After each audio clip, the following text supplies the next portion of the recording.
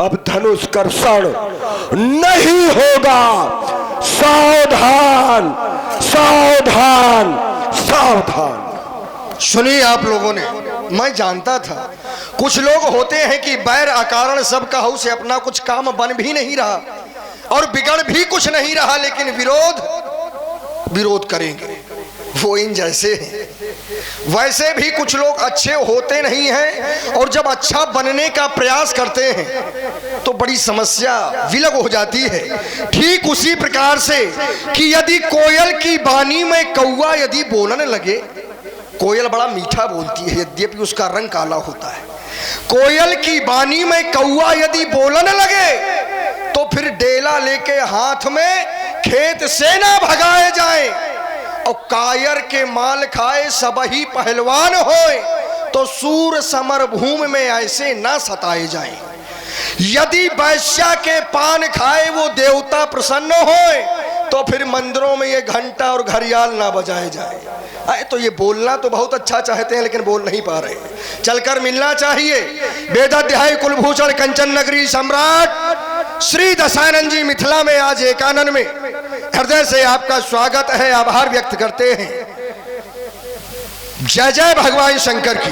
बलभद्र बाण जय जय श्री शंकर भगवान की। आपकी बात मैं बड़ी धैर्यता से सुन रहा था। अच्छी लगी और जहां नहीं अच्छी नहीं लगी, अच्छी हमारी बात अच्छी नहीं लगी। नहीं लगी। अच्छा, अब सुनो क्यों नहीं लगी। हाँ बताओ जरा, हम भी समझे। और केवल हमें नहीं, हमें तो लग रहा है शायद किसी को अच्छी नहीं लगी होगी, क्योंकि जो कार्य राजा जनक करवा रहे हैं उसी कार्य के समर्थन में सभी आए हैं, केवल तुम्हारे अलावा। भाई यहाँ पर देश देश के भूपति नाना आए सुनी जो हम प्रण ठाना। राजा जनक के प्रण को सुनकर सभी आए लेकिन विरोध किसी ने नहीं किया। और जब विरोध नहीं किया तो सभी कौन हुए? समर्थक। अब केवल विरोधी एक है तो आपकी बात ये स्वाभाविक है कि किसी को अच्छी नहीं लगी होगी। लेकिन आपने एक बड़ी अच्छी बात कही है। आप यहाँ पर आए हैं, आपने कहा कि इस धनुष के माध्यम से त्रिपुराधीशों का वध हुआ। जब ये समाज जनमानस एक समय त्राह त्राह चिल्ला रहा था तब इनके द्वारा रक्षा की गई। सत्य बात है। आज राजा जनक निज स्वार्थ में इसका खंडन करवा रहे हैं तो ना, ये राजा जनक के जीवन पर सर्वथा अनुचित कलंक आपके द्वारा लगाया जा रहा है। क्या जिस समय त्रिपुराधीशों का वध हुआ इनके माध्यम से, उस समय भी समाज त्रसित थी। किसके भय से? त्रिपुराधीशों के। आज भी समाज भयभीत है। किसके भय से? शुभ आचरण कतहु नहीं होई, जही जही देश धेनु दुज पावे तो नगर गांव पुर आग लगावे। जही विध होए धर्म निर्मूला सो सब करिए वेद प्रतिकूला। आज समाज किसके आतंक से भयभीत है? भाई किसके आतंक से भयभीत है? तो एक बार आतंक का विनाश इनके द्वारा करवा दिया गया है। अब ये सोच रहे हैं कि दोबारा आतंकियों के पक्ष में इनको रखा जा रहा है तो कहीं हमारा ना समूल नष्ट हो जाए। कहीं विरोध इसलिए तो नहीं है, अपनी क्रम में बता देना।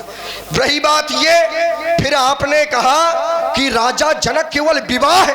अरे ना भाई, केवल विवाह नहीं, केवल विवाह इसको नहीं माना जाएगा। यह एक खोज है, यह एक निर्माण है। जैसे ठीक उसी प्रकार से जिस समय भगवान शंकर को सभी देवताओं ने प्रेरित किया विवाह के लिए, और क्यों किया?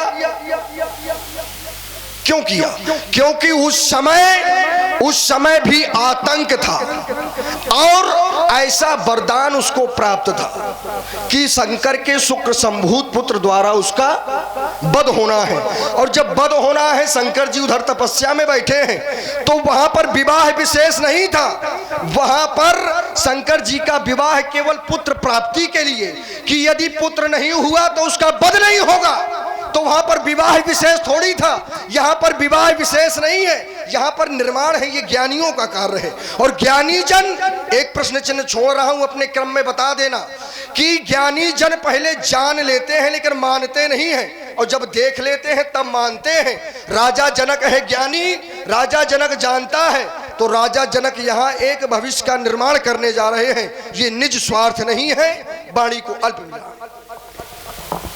किसी कायर को अगर अस्त्र और शस्त्र दे दिए जाए और युद्ध क्षेत्र में भेज दिया जाए और वो है कायर, तो करेगा क्या? क्या करेगा युद्ध क्षेत्र में?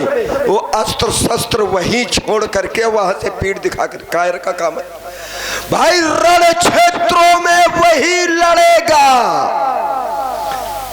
जिसका बड़ा कलेजा है, और बातें उतनी वही करेगा जिसके जितना, और जो बिना भेजे वाले होते हैं वही हमारे सामने भेजे जाते हैं। ये एक इतिहास गवाए है बिना भेजे वाले। हाँ, कह रहे हैं कि यहाँ पर कोई विरोध नहीं कर रहा। अब जरा सुनिए थोड़ा, इनकी बात का बिल्कुल समुचित उत्तर आए है। कह रहे यहाँ पर कोई विरोध नहीं कर रहा। गिना किसको रहे हैं? कह रहे यहाँ पर देव धनुज धर्म मनुष्य शरीरा। हमने पहले कहा था कि ये समाज बड़ी स्वार्थी है। ये यहाँ पर तुम देवताओं की गणना किए हो, ये स्वार्थी नहीं है देवता। ये जब ऊपर से नीचे आते हैं इस लोक में तो ये परम स्वार्थ लेकर आते हैं, स्वार्थ अकेले नहीं आए। देवता परम स्वार्थी। मैंने तो जनमानस को केवल स्वार्थी कहा है, और जब देवता वहां से यहां पर आते हैं इस लोक में तो ये परम स्वार्थ लेकर आते हैं। और ये प्रमाण एक नहीं अनेकों है। जब जब आए तुम्हारे बाप के यहां पर भी गए तो वहां पर भी स्वार्थ था। वही देवता बामन के रूप में जानते थे कि अगर इनसे दान न लेंगे तो ऐसा ना हो कि इंद्र पद प्राप्त कर ले, तो इंद्र जिसको हमने बनाया है वो मारा मारा भगे। यही बात तो है। तो आए कहे के लिए देवता जब जब आए हैं, और तुम देवताओं की गणना है, इसीलिए मैं देवताओं को मारता हूं। और देवताओं के अगर पक्षधर तुम बने तो तुमको भी मैं छोड़ूंगा नहीं। आयुष कर सकल भयभीता, नवई आय नित चरण विनीता, कर जोरे सुरद से विनीता, भ्रकुट बिलोक सकल सभीता। इसीलिए मारता हूं मैं, केवल इसीलिए। कारण यही है, देवताओं को मैं नहीं मानता और किसी को न मानना चाहिए।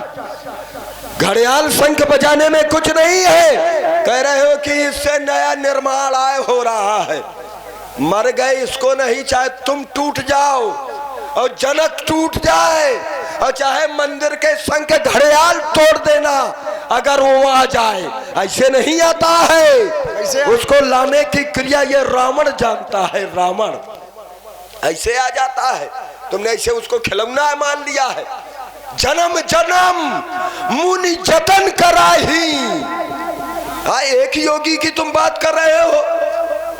जन्म जन्म, एक जन्म नहीं अनेकों जन्म मुनि जतन कराही। एक यत्न नहीं कई यत्न करते हैं, सामने आने की तो बात दूर, अंत मुख से उसका नाम नहीं आ पाता। गलत तो नहीं कह रहा हूं, सही बात कह रहा हूं। अब वो आता वो कैसे है, इसको तोड़ाने से ना आएगा।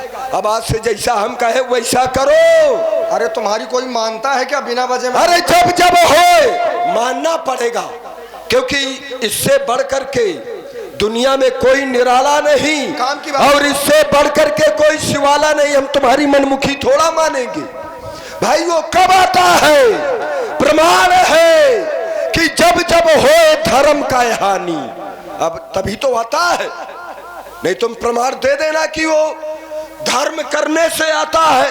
अब हम प्रमाण देंगे कि नहीं, वो धर्म की जब हानि होती है तब आता है। जब जब होए धर्म का हानि और बाढ़ असुर हमारे जैसे अधम अभिमानी, तब तब प्रभु धर विविध शरीरा, तब आता है वो शरीर धारण करके। ऐसे आ जाता है धनुष तोड़ाने से। यदा यदा ही धर्म से। अरे कहे उफान आने लगी क्या? केवल इतनी बात काट देना, तुमको चुनौती आए है केवल इतने से। अभी रुक जा। अरे तुम्हारी बात कोई बहुत बड़ी बात थोड़ी है। हाँ, भाई समुद्र में सब मोती नहीं, कुछ घोंघे भी होते हैं। समुद्र में सब मोती नहीं, कुछ घोंघे भी होते हैं। पंडितों में सब विद्वान नहीं, कुछ पोंगे भी होते हैं तुम्हारी तरह। क्या कह रहे हो? यही बताओगे समाज को कि परमात्मा केवल पाप करने से आते हैं? ये बताएंगे ये समाज में। अब बताओ, यदि यही बताया जाए मंदिरों में, शिवालयों में शिक्षक केवल ये बताए कि बेटा पाप करना है तब भगवान आएंगे, तो समाज का हो गया कल्याण? अरे ये कहो कि जैसे तुम हो वैसे सबको मानते हो ना, सीधे एक शब्द से तुम्हारी बात को काटता हूं कि परमात्मा पाप करने से नहीं, पाप करने से नहीं, परमात्मा केवल पुण्य कर्म करने से ही आता है। और यदि ऐसा है तभी तो लिख दिया गया, सो केवल भक्तन हित लागी। केवल, और ये केवल शब्द क्या है? निश्चयवाचक शब्द है, केवल। और दूसरा उपकरण न होना। जो केवल शब्द ही इस बात को सार्थक करता है कि ऐसा ही है, सो केवल भक्तन हित लागी। परमात्मा भक्तों के लिए आते हैं। और केवल इतना नहीं, विप्र धेनु सुर संत हित। कितने? ब्राह्मण, सुरमाने देवता, संत, गौ, पृथ्वी, इनकी रक्षा के लिए आते हैं। अब रक्षा में तुम्हारे जैसे दो चार तर जाएं तो क्या ये कहोगे कि हमारे लिए आते हैं? भाई इसको तुम क्या? अबे एक क्षण रुको। तुम्हारी गिनती केवल वैसे है जैसे गेहूं के साथ में घुन पिस जाए। एक क्षण रुक जा। तो एक क्या क्षण ना, एक क्षण रुको। तो घुन क्या मानेगा कि मेरे लिए आज चक्की चलाई गई थी? अरे रुक जाओ एक क्षण, एक क्षण। तुमने कहा कि विप्र धेनु सुर संत हित। हित कब होगा भाई? किसी को अगर मारा जाए, आपको यदि मारा जाए और कोई रक्षा करे, जब मारा जाएगा तभी तो रक्षक आएगा रक्षा करने के लिए। और मारता कौन है? और बिना मारे आ जाए अच्छा। अरे बिना मारे मिलते हैं भाई, बिना। और मारता कौन है? धैर्य से, धैर्य से थोड़ा गदिष्ट भोजन है भाई। मारता कौन है? ब्राह्मणों को।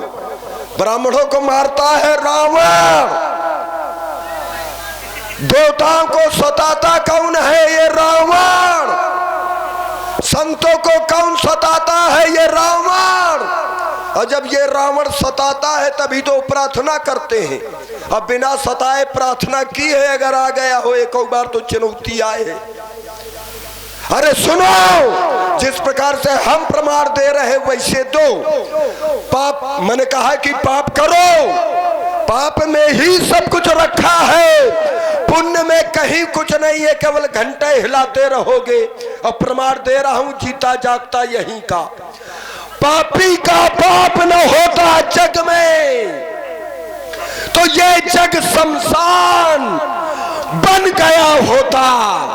ना मंदिरों में मृदंग बजते और ना मस्जिदों में अजान होता। नाम न लेता रवि का कोई, रवि अर्थात सूरज का। यदि इस जग में भला उजाला न होता, अगर उजाला ना हो, ये बात देखिए, ये है प्रभाव तुम्हारा, तुम्हारे वाले हैं सब। अगर, हाँ यही तो होगा। अगर स्वान की, हाँ हाँ बिल्कुल बिल्कुल, अगर जग में उजाला ना हो तो क्या सूर्य की पहचान बनती? ना बनती। तो चकोर की चर्चा कहाँ होती यदि कोयल का रंग काला ना होता? और रावण यदि करता पाप नहीं, या ये कह दूं कि रावण यदि लेता, बड़े आए धुरंधर धर्म धुरीन, और रावण यदि लेता ऋषियों का रक्त नहीं तो होता सीता का अवतार नहीं। और रावण यदि करता पाप नहीं तो होता उस नारायण का भी अवतार नहीं। क्योंकि पहले पाप है उसके बाद पुण्य है। ना तुमसे सुख है, दुख सुख है। पहले सुनो, अरे पहले सुन ले हो, यहाँ से दुख सुख, पाप पुण्य, पहले ये पाप है, पहले रावण है कि राम, ईमानदारी से बात बता देना। अब सुन लो, तुम्हें चुनौती है, भगवान शंकर की सौगंध है। पहले ये रावण है कि वो है केवल हाँ या ना में। अब सुनो, तुम क्या कह रहे हो कि परमात्मा केवल रावण के लिए यानी पाप के लिए आता है। हाँ। अब सुनना, इसी ग्रंथ में एक चरित्र आता है